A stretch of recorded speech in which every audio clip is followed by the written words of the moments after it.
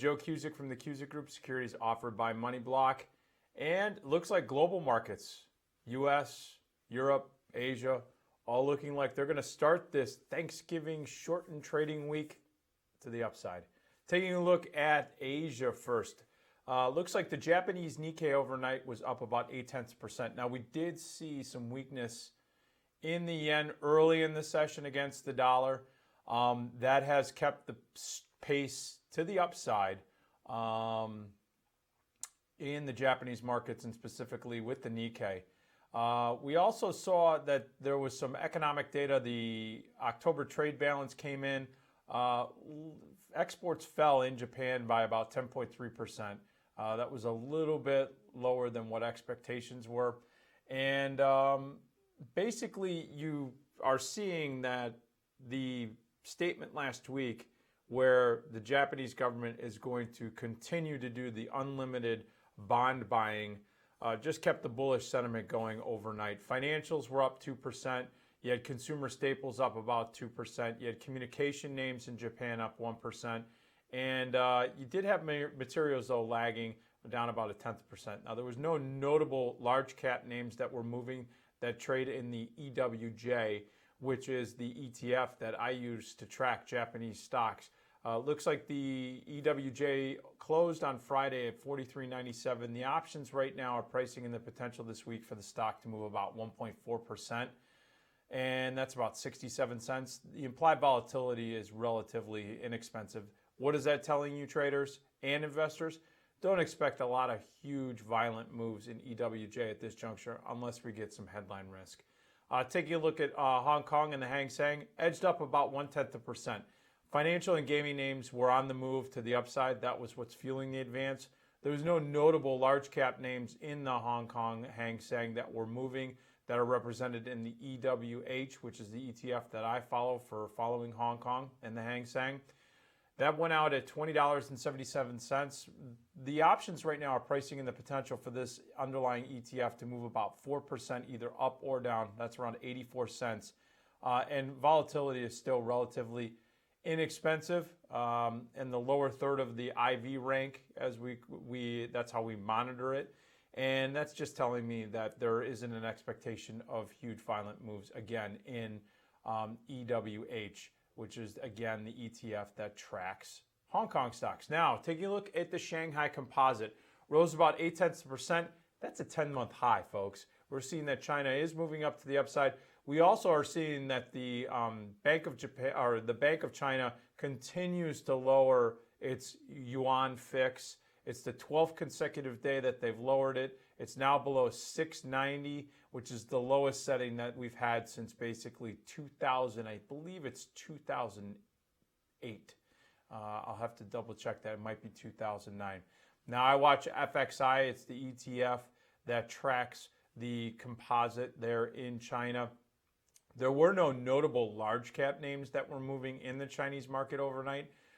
The options in FXI are pricing in the potential for this underlying ETF to move about 2% this week.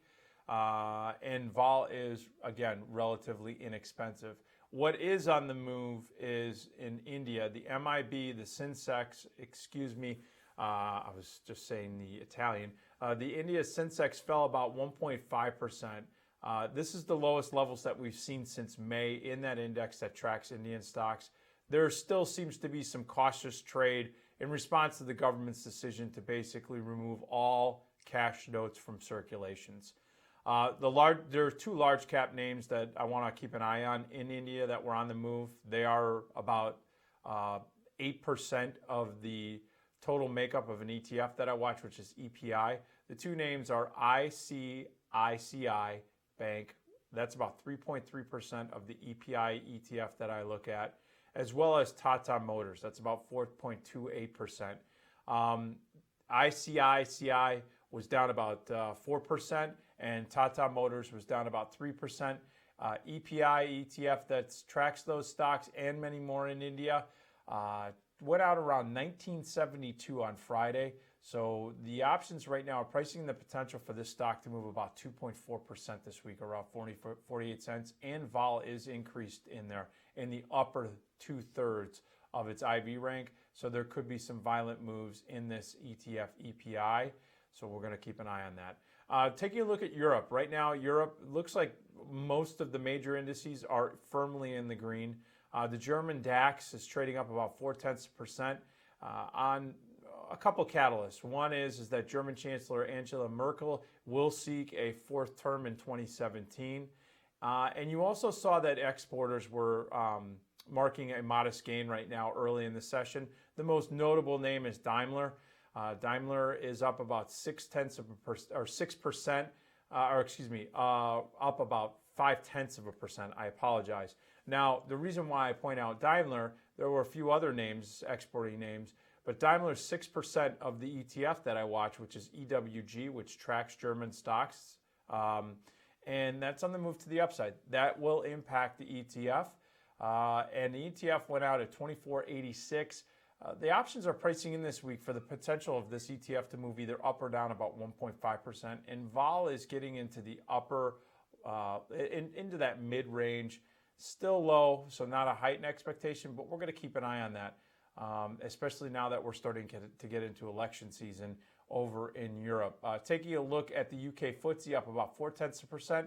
Miners and energy and materials are the sectors that are really starting to catalyze the FTSE. Energy giants like BP as well as Royal Dutch Shell were both up about 2%. Now, those two names alone are roughly around 8% of the ETF that I watch to track stocks in the UK. EWU is the ticker symbol.